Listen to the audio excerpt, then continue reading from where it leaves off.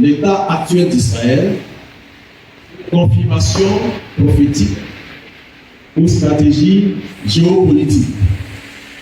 Donc, on a deux sous-thèmes et moi, je m'occupe du premier sous-thème. État actuel d'Israël, confirmation prophétique. Alors, avant de commencer à toucher à ce sujet, puisqu'il y a des pasteurs ici, j'espère qu'il y a beaucoup de pasteurs. Quels sont les pasteurs qui sont dans la salle? Ce n'est pas nombreux. Hein? Il y aura 4 pasteurs, maximum 5, plus ceux qui sont à la table de séance. Ce n'est pas beaucoup.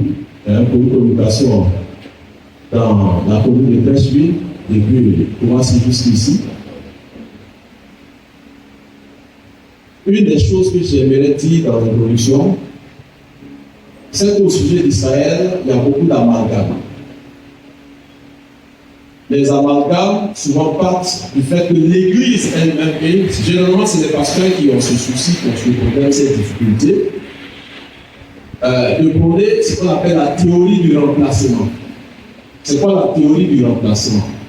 Et ça, c'est un enseignement qui doit nous instruire, nous tous. C'est quoi la théorie du remplacement? La théorie du remplacement, c'est le fait que les chrétiens aujourd'hui pensent que l'Église a remplacé Israël parce que Dieu a rejeté Israël. Israël n'a plus de valeur, Israël n'est plus utile, parce que Jésus a été régné par les Juifs. Donc tout ce qui arrive à Israël, il mérite cela. Et quelquefois même les pasteurs applaudissent Élie. Pourquoi? Parce qu'ils disent que l'Église a remplacé Israël. Nulle part cela n'est écrit dans les Saintes Écritures. Et ça doit sortir de la tête de la pensée des pasteurs. Dieu a fait une promesse. Et la promesse qu'il a faite, il a faite à un peuple qu'on appelle Israël. Il n'a pas fait cette promesse aux Américains, ni aux Russes, ni à la Côte d'Ivoire. C'est à un seul peuple. Et cette promesse va être disséquée en deux temps. Voici pourquoi on parle de la première alliance et de la seconde alliance. La première alliance et la seconde alliance sont deux alliances, mais qui sont scellées en deux, de sorte que la seconde également concerne le peuple de Dieu Israël. Quand on parle de la seconde alliance, ce qu'on appelle la nouvelle alliance, c'est une alliance qui concerne en réalité le peuple d'Israël, mais alliance dans laquelle l'Église sera la première à savourer cette alliance-là. Et cette seconde alliance va être achevée, finie par Israël. Ça veut dire quoi? Quand on parle de seconde alliance ou nouvelle alliance, c'est pour Israël. C'est des prophéties bibliques qui le disent. Et ça, on ne peut pas imaginer ou inventer cela.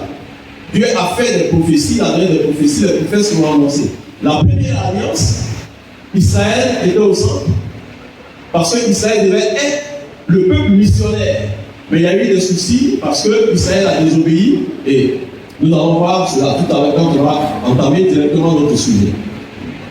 Et la deuxième alliance est activée. L'Église naît lorsque la grâce et la vérité viennent par Jésus-Christ. Et c'est pour tout ça, le Seigneur donne souvent des paraboles, mais c'est passé inaperçu. Vous vous souvenez de la parabole du Fils prodigue? C'est une parabole qui met en évidence l'Église et puis Israël. Le Fils aîné représente Israël et le plus petit représente l'Église. Voici pourquoi aujourd'hui, Israël même est jaloux de ce que Dieu a fait la grâce à des nations autrefois considérées comme des païens. Et ces nations bénéficient des mêmes privilèges qu'Israël, mais en Christ, dans cette alliance dans laquelle toutes les nations sont invitées. Alors que dans la première phase de l'alliance, il est question du peuple d'Israël, du peuple juif. Je tenais à faire cette observation pour qu'on ne fasse pas d'amalgame, on ne croit pas que l'Église a remplacé Israël. Israël reviendra sur la scène. Aujourd'hui, Israël est en train de se chercher, Israël est en train de se maintenir, et quand l'Église ne sera plus sur terre, Dieu va reprendre Israël pour ce qu'on appelle les grandes missions. D'ailleurs, les 144 000 personnes qui vont être sur la terre, c'est des Juifs. Il n'y a pas un bourreau dedans, il n'y a pas un Américain dedans. 144 000 et 12 tribus. Alors, Israël actuel, une confirmation prophétique majeure, continuité historique, géographique, prophétique, depuis Abraham jusqu'à nos jours. Donc vous voyez, le temps, la durée, depuis le temps d'Abraham jusqu'à nos jours.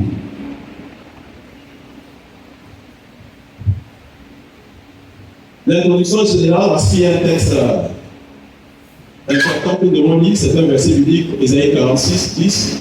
Mes desseins subsisteront et j'ai exécuté toute ma volonté. Ça, c'est Dieu qui le dit au travers du prophète. Alors, pourquoi Israël suscite-t-il autant de débats?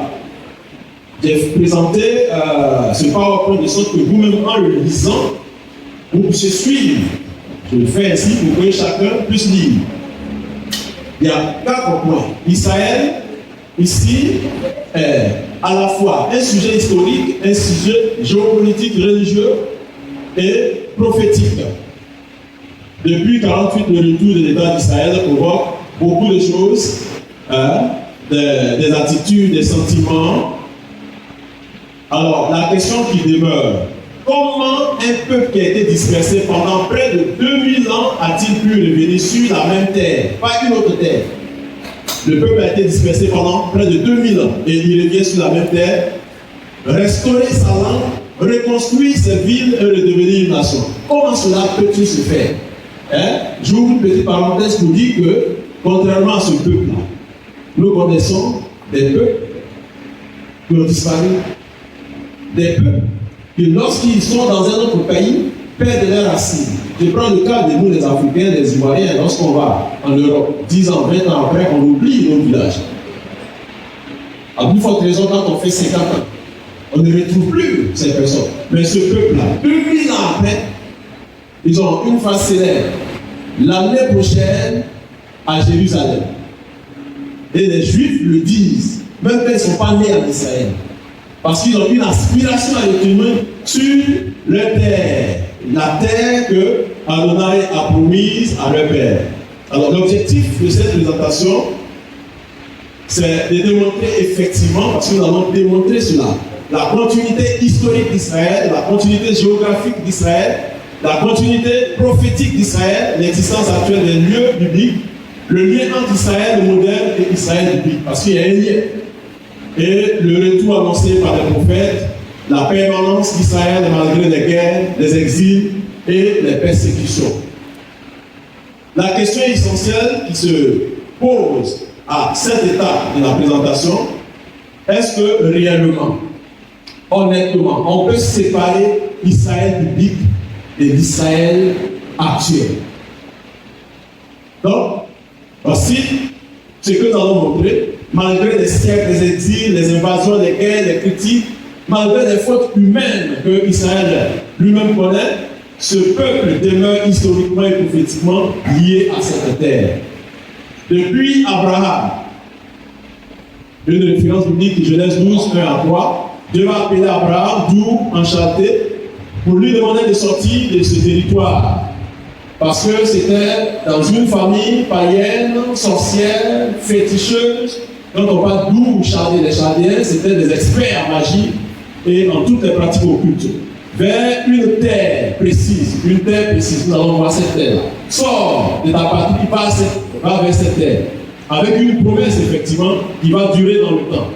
Voici les éléments de cette promesse. 3 promesses, une descendance. Je vais te donner une descendance, je vais t'accorder une terre, et tu auras une bénédiction, et tu seras une bénédiction pour les nations.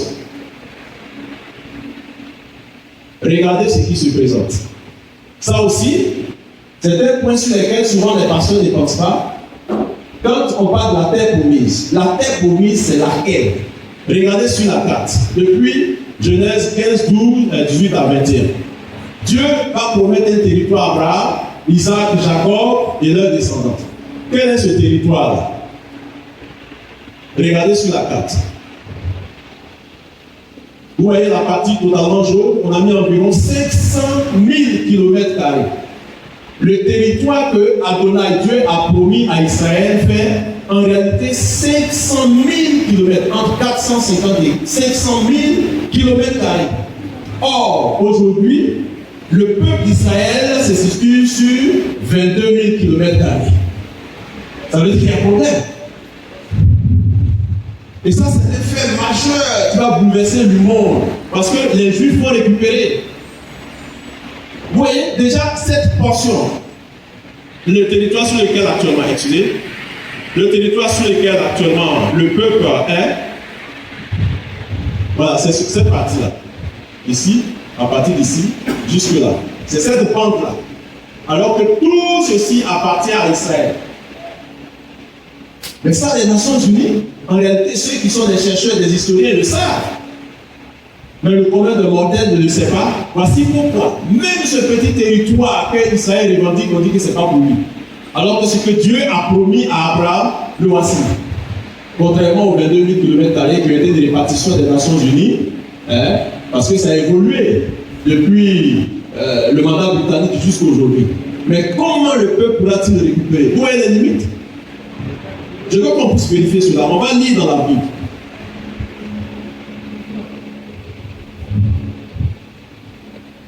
Quelqu'un a une Bible ici? Une Bible. On va lire ce texte-là pour que vous compreniez un peu les limites. C'est Genèse 15, Genèse 15, 18 à 22.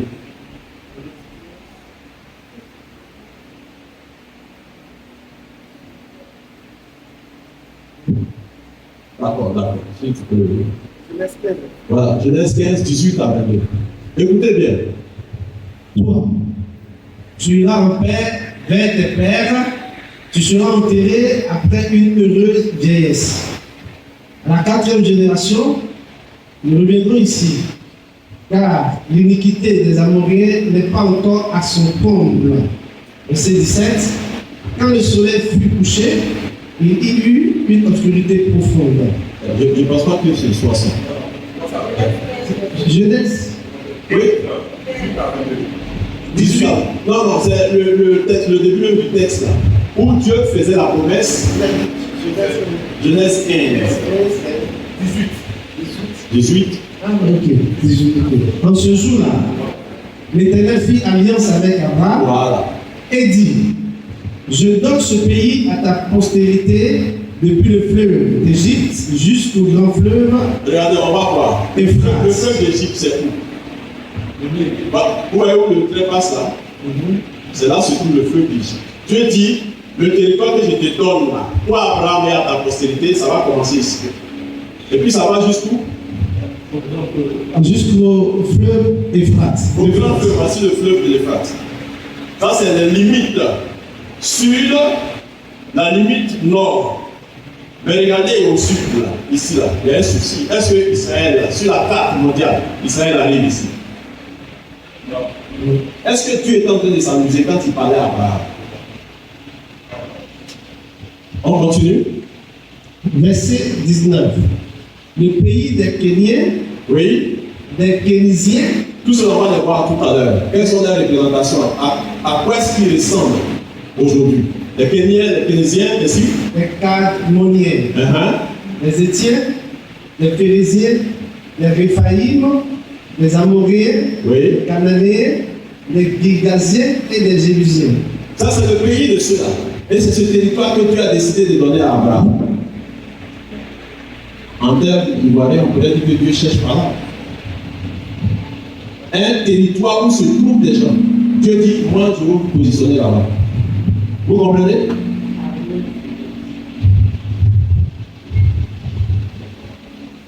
Alors, sur ce territoire-là, on va localiser ces peuples et on va voir leur représentation. On a par exemple les Cananéens. Où sont-ils?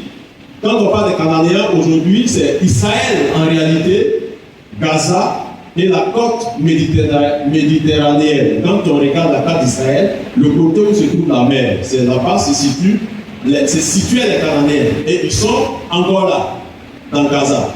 Quand on parle des Amoréens, il est question d'Israël central et la Jordanie. La Jordanie, c'est le côté est.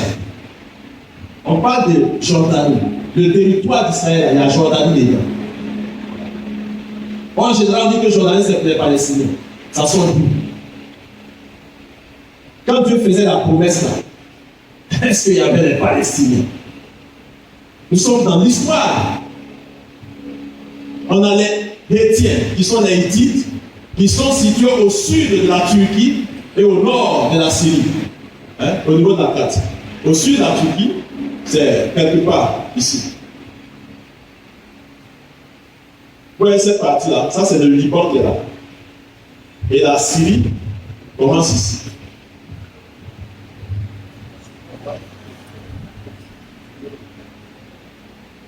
On a les Jébusiens, Jérusalem actuelle. Quand on parle des Jébusiens, Jérusalem actuelle. Les Phérésiens, c'est Israël central. Les Héviens, c'est la Samarie, le nord d'Israël et le sud du Liban.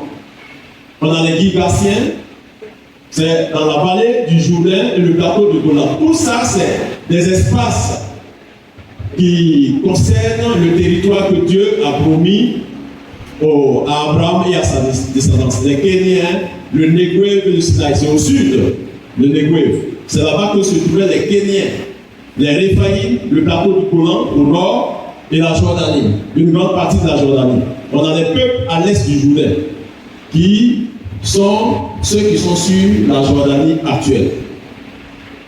Le nom d'Israël provient de Genèse 32, 28, où Jacob reçoit pour la première fois ce nom en tant qu'individu, mais qui va englober toute sa descendance. Sinon, avant, il ne s'appelait pas Israël. Avant, on les appelait des Hébreux parce qu'ils sont descendants d'Abraham.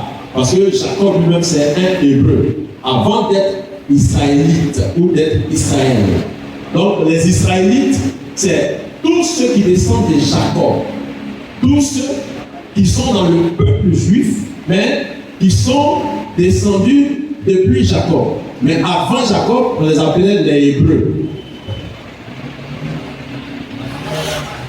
Le monde biblique, c'est une réalité. Vous voyez, tous ces noms aujourd'hui sont localisés. On peut les retrouver. Ce n'est pas une invention, ce n'est pas de la fiction. Continuité géographique. Aujourd'hui, vous allez, même Jérusalem, que les patriarches ont habité. Jérusalem, c'est la même Jérusalem. Même Bethléem, même Nazareth, même Hébron, même Jéricho, même Capernaum. C'est la même région, c'est la même terre, ça n'a pas changé. J'ai écouté certains orateurs vouloir dire que non, Israël en principe, ça devait être en Afrique quelque part. Bon, si c'est en Afrique, démontrons que Jérusalem, Bethléem, Nazareth, Hébron, Capernaum se trouvent dans cette région de l'Afrique. C'est une question de logique et de bon sens et d'honnêteté. Israël ne peut être situé ailleurs que dans cette région appelée la Palestine, qui s'étend au-delà de 22 000 km². C'est 500 000 km². Alors qu'aujourd'hui, la Côte d'Ivoire peut faire près de 4 à 5 fois Israël. Mais en réalité, Israël est plus vaste que la Côte d'Ivoire. C'est des informations que je vous donne en même temps dans cette conférence-là pour que vous ayez une idée. Parce que les enjeux même qui vont venir, on va aborder la question des guerres. C'est-à-dire, dit, mais si c'est un peuple de Dieu, pourquoi il fait la guerre? On va aborder ces questions. Je vous ai présenté le territoire de ce peuple-là. Comment est-ce que ce territoire va être conquis, récupéré, parce qu'il sera récupéré? Vous pensez que c'est pas aller signer des traités de paix ou bien aller s'embrasser pour qu'on comprenne ça? Et ça sera la guerre, ça sera encore plus terrible. La petite portion sur laquelle Israël se trouve là, vous voyez ce qui se passe?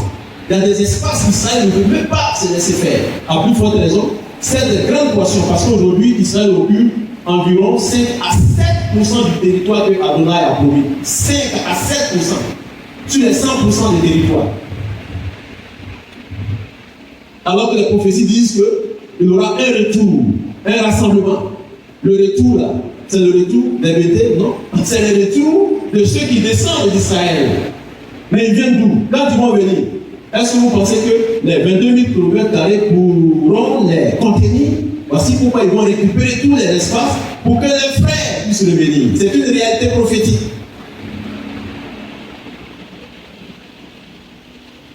Ici, c'est la position stratégique que ce pays a. Voici la carte actuelle, 22 000 km. Où est la petite portion là? Mais tout à l'heure, je vous ai dit quoi? Regardez là. Une grande partie du Liban. Ici, tout là, la Jordanie. Ça appartient à Abraham, selon la promesse. Ils vont récupérer ça. Le peuple d'Israël va récupérer. Que ce soit par la guerre ou bien par des négociations ou bien des arrangements politiques, Dieu seul sait. La terre promise, on l'avait déjà vu. Voici ces différentes frontières. Au sujet des guerres, les guerres n'ont pas commencé en 48. Les guerres depuis les patriarches. Or, le premier patriarche, c'est notre Abraham. C'est-à-dire, dans cette guerre, on aura les rois de la Mésopotamie. On aura des cités de Canaan qui seront impliquées. Et puis, Abraham lui-même, le père de la foi, il va faire la guerre. Lui qui est le père de la foi, on pourrait dire, mais comment lui il croit en Dieu et puis lui fait la guerre? La question reste posée.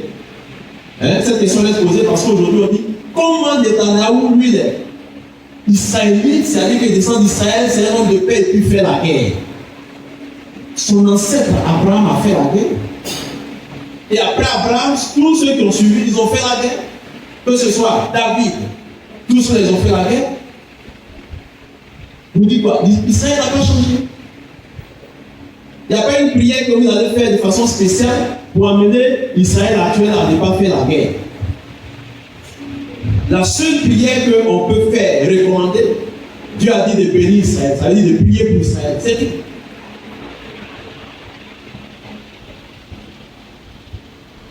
Les conquêtes. Dans les conquêtes, il y a eu des affrontements. Quand on parle de conquêtes, c'est-à-dire qu'on va sur des territoires étrangers et puis on les récupère.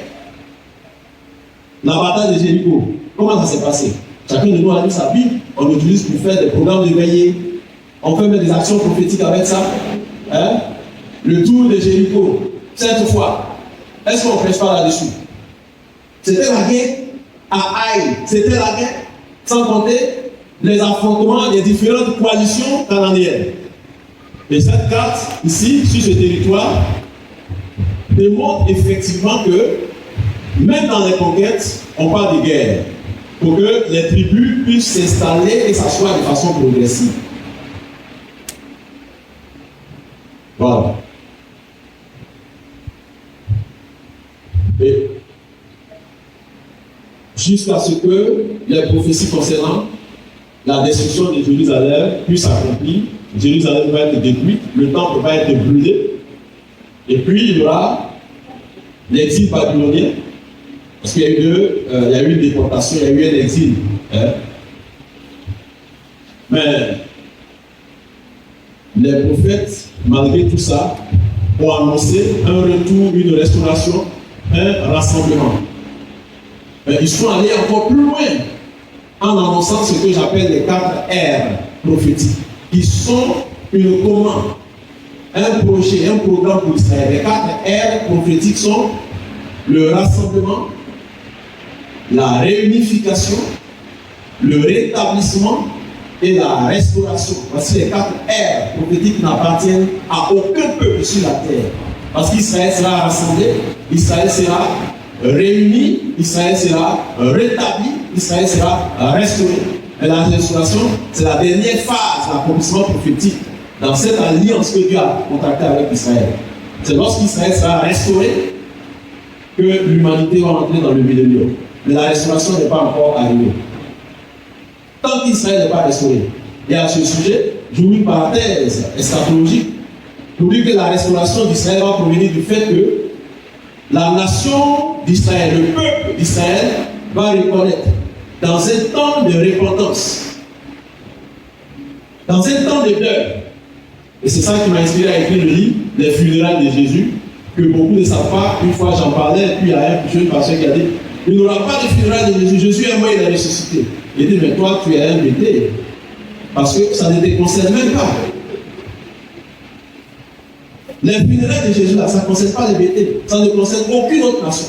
Ça va concerner les Juifs uniquement, parce que c'est les Juifs qui ont traité Jésus de la sorte. Voici pourquoi ils vont organiser les funérailles. qui sont appelés dans la Bible le deuil national. Et les Juifs vont pleurer comme si on pleure quand le premier-né meurt. Et ces funérailles vont être organisées par maison, par tribu. C'est des prophéties bibliques, c'est écrit.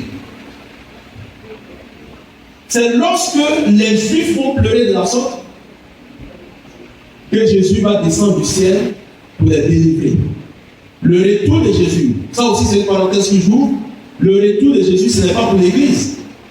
Parce que pourquoi? Ce n'est pas propre et ce n'est pas correct que quand souvent on est dans les rues, répondez-vous, Jésus revient bientôt. Non, Jésus revient bientôt, c'est pour les Juifs.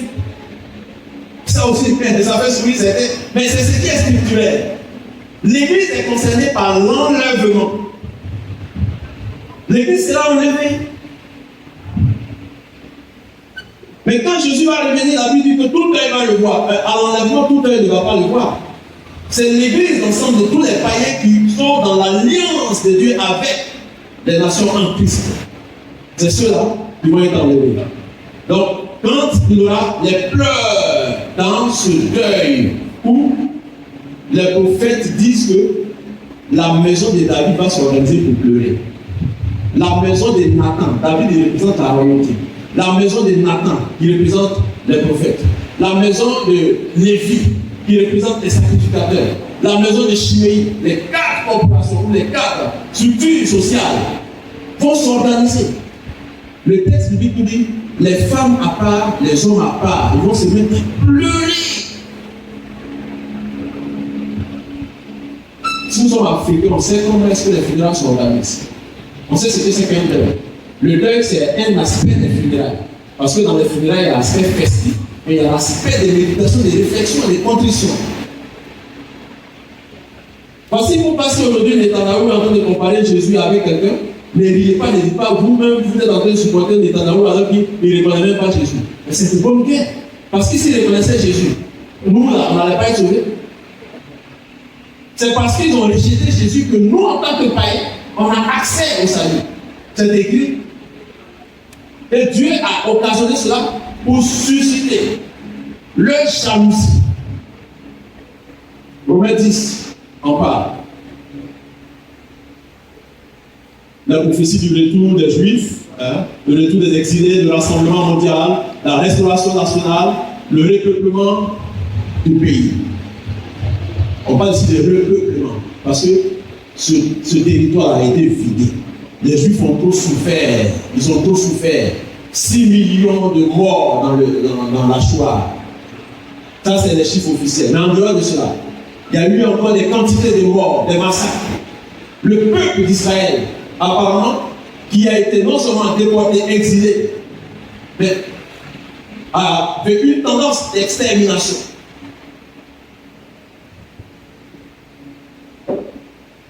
Et là, la prophétie d'Ézéchiel, que nous utilisons pour faire aussi réveiller des actions prophétiques. Vous connaissez cette prophétie des ossements desséchés.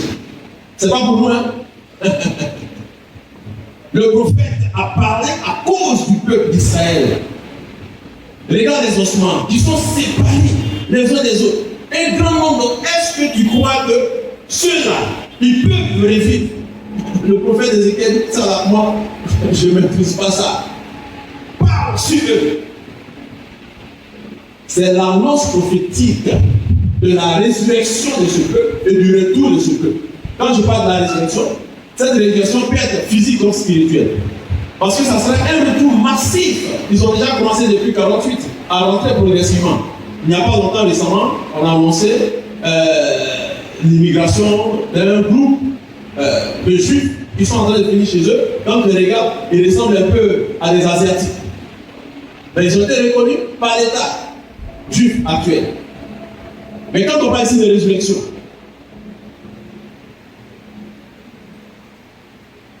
ce territoire de 500 000 km² doit être rempli, doit être peuplé.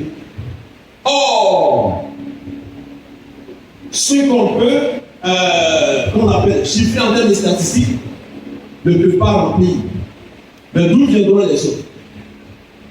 Moi, je crois que de la même façon dont Dieu a dit à Ézéchiel de proclamer, de prophétiser la résurrection de ces ossements-là, il y a des gens qui sont morts, qui sont des juifs, qui vont ressusciter pour s'ajouter à ce effectif. Ça vous paraît bizarre. Mais souvenez-vous, lorsque Jésus était mort, sa mort a occasionné une résurrection. Vous vous souvenez? La Bible dit qu'il y a eu des gens qui étaient morts, qui ont été ressuscités, ils sont rentrés à Jérusalem. On ne les a pas rencontrés. Hein. Mais la Bible dit que quand Jésus était mort, on ne parle pas de la résurrection de Jésus. Sa mort même sur la croix a occasionné parce que les rochers ont été fondus, les sépulcres ont été ouverts. C'est ce que la Bible nous dit. Et il y a eu des gens qui ont été ressuscités, qui sont rentrés dans la ville de Jérusalem. Parce que moi, je crois que pour que cet effectif des Juifs puisse atteindre, comme Dieu avait promis à Abraham, regarde les étoiles, regarde le sable de la mer, une multitude, il risque d'avoir des résurrections. Ces résurrections, ce n'est pas les bourreaux, ce n'est pas les abeilles, ce n'est pas les Américains. La résurrection de ceux qui ont été massacrés depuis des siècles, ils vont revenir. Si Dieu effectivement a prévu de faire quelque chose avec cela, ils vont revenir sur la terre. Alors, donc ça c'est de l'histoire, on le connaît, l'identité juive qui subsiste toujours malgré les destructions, les dispersions massives, les différentes révoltes qui ont eu lieu, les écritures aussi subsistent, quand on parle des écritures, les questions de la Torah qui subsistent jusqu'à aujourd'hui. L'espérance du retour demeure. Les Juifs attendent toujours cela. Donc, en clair, Israël n'a jamais disparu. Israël n'a jamais disparu de la terre. Quand on parle d'Israël en tant que territoire, on parle d'Israël en tant que peuple et population. Malgré les différentes dispersions, le peuple conserve sa foi, le peuple conserve ses fêtes, ses différentes pratiques, ses traditions, sa mémoire nationale. Jérusalem est toujours le centre spirituel. Voici pourquoi les Juifs sont dispersés.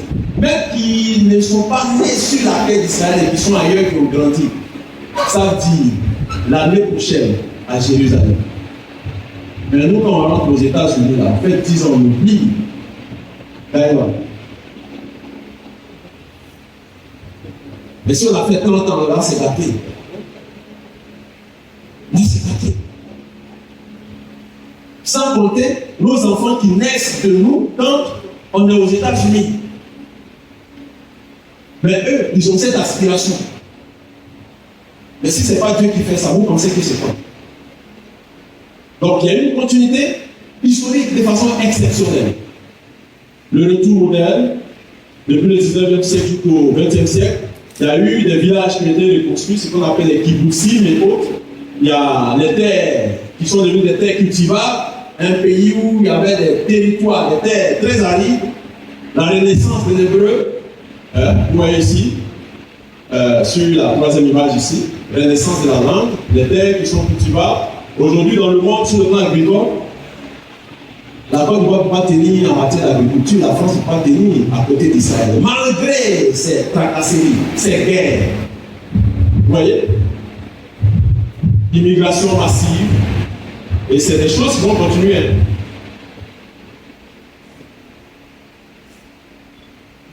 Ça, c'est de l'histoire aussi. On ne va pas s'attarder là-dessus. Le peuple revient, la nation renaît, la langue, ainsi de suite.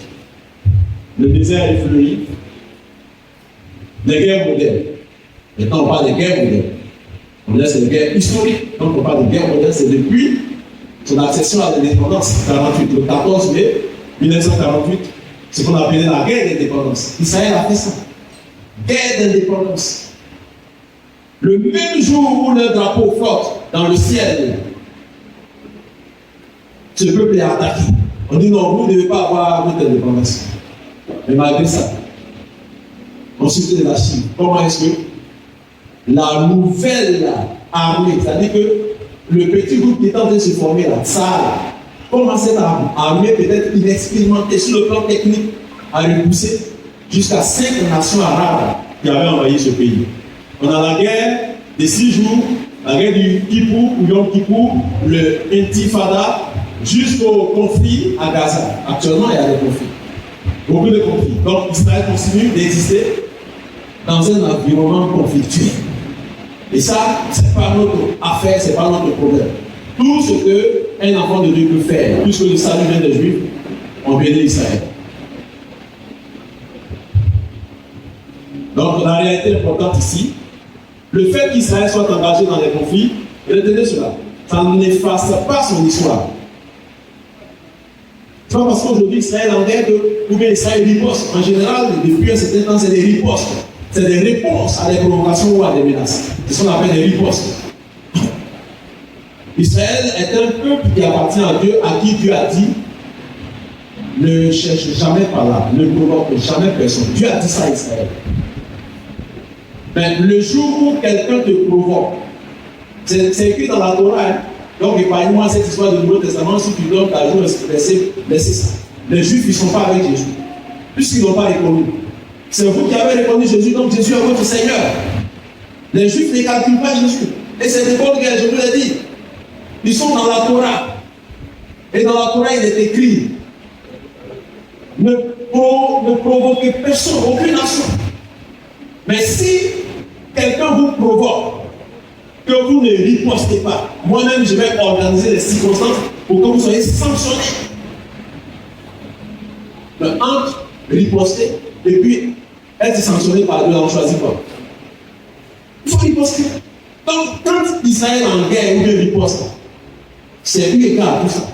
Ne dites pas non, Netanyahou ne prie pas bien, parce que vous priez Dieu, Dieu allait donner. Vous priez plus que Netanyahou.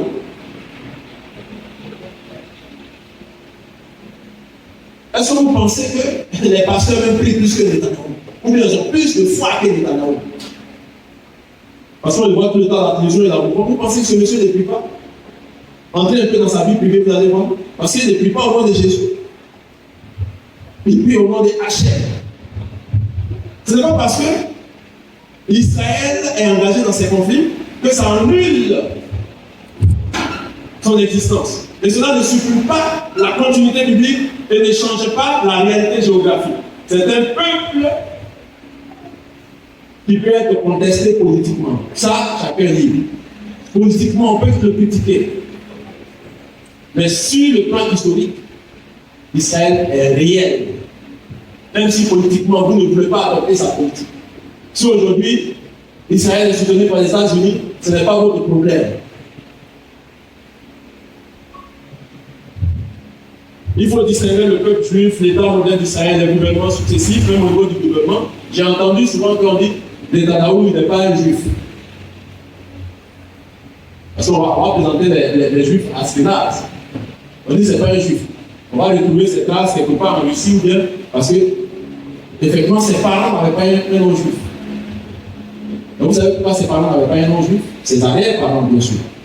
Et il n'est pas le seul. Il y a beaucoup de pays qui ont vécu cela parce que beaucoup d'entre eux n'étaient pas sur le sol ivoirien ou ne sont pas nés sur le sol ivoirien. Mais pardon, sur le sol juif. On a dit que quand on va lui remplacer Israël forcément. Je vais vous donner un exemple. Quand vous regardez le nom des parents de Netanyahou, vous n'allez pas trouver de nom juif. Mais ce n'est pas dit qu'ils ne sont pas juifs. L'exemple que je vais vous donner. Vous avez regardé le film à Racine de Alex Allen. Tout a quitté. Tout a quitté. Il dit je m'appelle Tout a quitté. On dit qui t'appelle Toby? On a donné le nom Toby forcé. Il est resté aux États-Unis, il a été en tant que Toby. Mais est-ce que c'est parce qu'on l'appelle Toby qu'il n'est pas africain? Les parents de Netanyahou ont connu cela. Je vous ai parlé de la dispersion. Les gens ont été dispersés. Ils ont vécu là-bas. On a imposé souvent des identités. Mais malgré ces identités qu'on leur impose, dans leur cœur, il y a cette aspiration à retourner sur la terre de leurs ancêtres. Donc, n'attaquons pas Netanyahou pour dire non, il n'est pas juif. Que c'est des sionistes, c'est des gens, c'est un groupe de personnes, des Illuminati. Non. Attends, quelqu'un qui n'est pas de ce territoire va venir défendre le territoire pour préparer l'arrivée des gens avec qui il n'a pas de lien. Israël dans les prophéties. Zacharie 12, que Jérusalem devient un centre mondial d'attention. C'est la prophétie qui a annoncé un centre mondial d'attention. C'est pourquoi plusieurs ont appelé Israël ou Jérusalem l'horloge de Dieu. Cette terre, c'est l'horloge de Dieu. C'est-à-dire, quand tu regardes dans ta montre là, il faut regarder souvent tout ce qui se passe en Orient. Cette histoire de figuier haute là. C'est là-bas que ça se passe. C'est pas ailleurs. C'est pas sur notre territoire. Et c'est une pierre pesante pour les nations. Elle est trop lourde. Les nations ne peuvent pas. Voici pourquoi jusque-là, les Nations Unies n'ont pas pu régler le problème des conflits israélo-arabes. C'est pas possible. Mais l'humilité voudrait qu'ils puissent consulter les sachants. Mais comme aujourd'hui, les documents sont à la disposition de tout le monde, qu'ils lisent les documents tels que la Torah, la Bible, s'ils sont honnêtes, ils pourront trancher. Mais ça sera très très délicat. Or, tout ceci est au compte des prophéties. Et dans chaque époque, dans chaque période, lorsque Israël est harcelé, il y a des moments où ils ont connu des fuites, ils se sont dispersés, on les a abandonnés, mais il y a des moments où Dieu suscite quelqu'un pour venir les délivrer. Comme je vois en 786, lorsqu'il y a eu les Babyloniens qui étaient venus, voilà, qui sont entrés, qui ont détruit le temple, et ainsi de suite, jusqu'à ce que Cyrus devienne roi. On ne sait pas ce qui s'est passé, mais dans l'esprit de Cyrus, il fallait qu'il puisse restaurer Jérusalem. Quand il dit, ne sait pas ce qui s'est passé, en réalité, c'est parce que Dieu a fait quelque chose dans la vie de ce monsieur-là, changer son esprit. Et Cyrus a été un soutien pour ce peuple-là. Parce que pourquoi Dieu a appelé Cyrus qui est un roi païen, mon serviteur.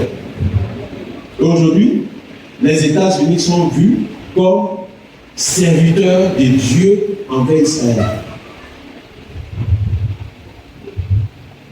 Les guerres, les prophéties, on va aller vite.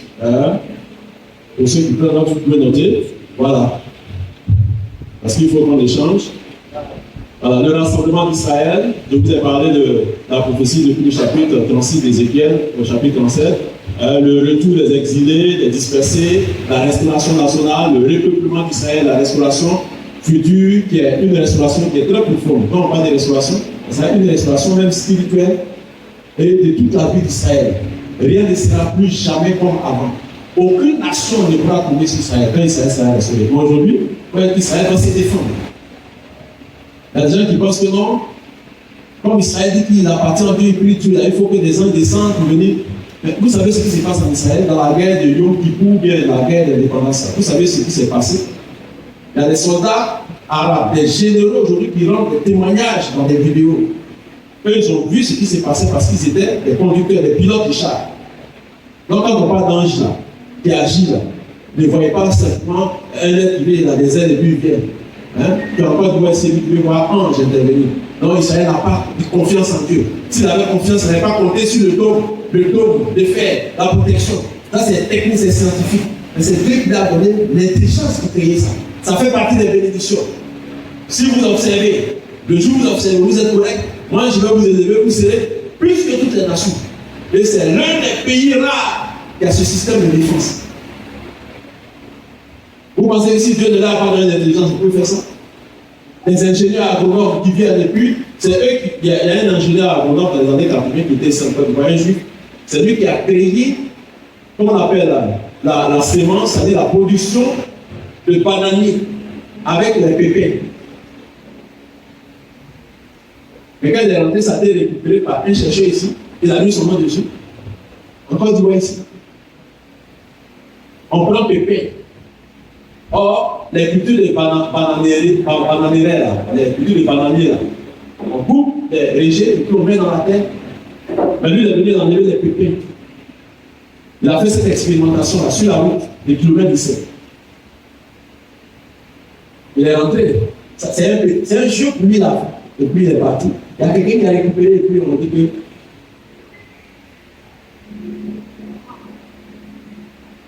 Voilà. La Bible ne présente pas Israël comme parfait. C'est vrai. Israël a cet art. Israël n'est pas irréprochable. Israël n'est pas sans faute. Parce que dans les Écritures même, Israël est souvent repris et jugé par Dieu. Il a été discipliné. Mais malgré cela, l'alliance, la continuité du peuple et le retour sur la terre restent présents dans le récit biblique.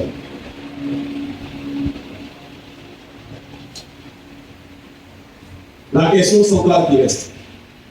Malgré les exils, les persécutions, les guerres, la Shoah, les oppositions, les conflits modernes, comment est-ce qu'on peut expliquer le retour du même peuple?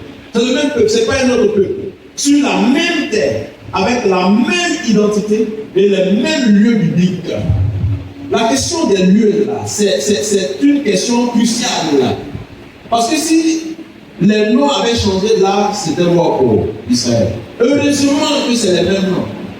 Vous savez, sur le plan géographique, sur la carte de la terre, il y a des peuples qui ont gardé les mêmes noms jusqu'à aujourd'hui. Parmi ces peuples-là, il y a eu des grandes puissances telles que l'Éthiopie, qui était une des grandes puissances à l'époque. Il y a eu l'Égypte.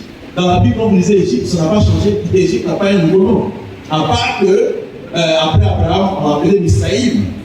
Mais quand on a découvert l'Égypte dans la Bible, c'est resté Égypte jusqu'à aujourd'hui. L'Éthiopie est le seul pays qui n'a jamais changé de nom et ça a été l'une des plus grandes puissances au monde.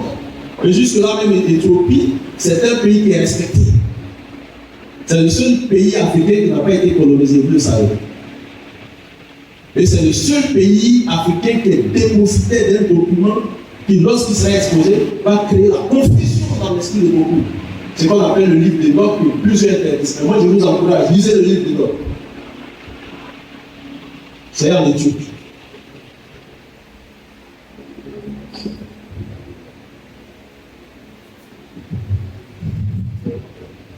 Continuité historique unique, même peuple, même mémoire, même terre, depuis Abraham.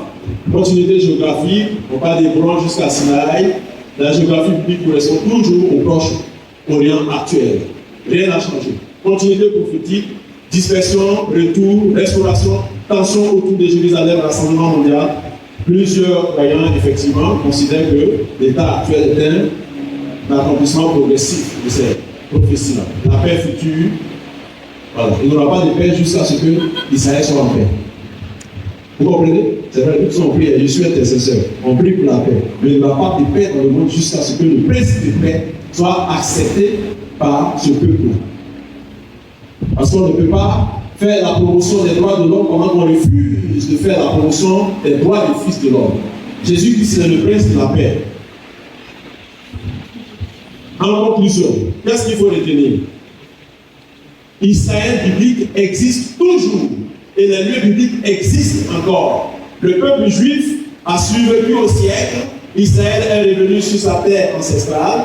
Les prophéties du retour trouvent un écho dans l'histoire moderne. Et malgré tout ce que l'on peut penser du peuple d'Israël, son existence actuelle sur cette terre demeure une réalité historique majeure et pour beaucoup une confirmation prophétique majeure. Voici le message final. On lit Ézéchiel 37, 21. Je prendrai ainsi de suite. Voilà. Que le Seigneur nous bénisse. Amen. Est-ce que vous pouvez acclamer le Seigneur? Merci beaucoup.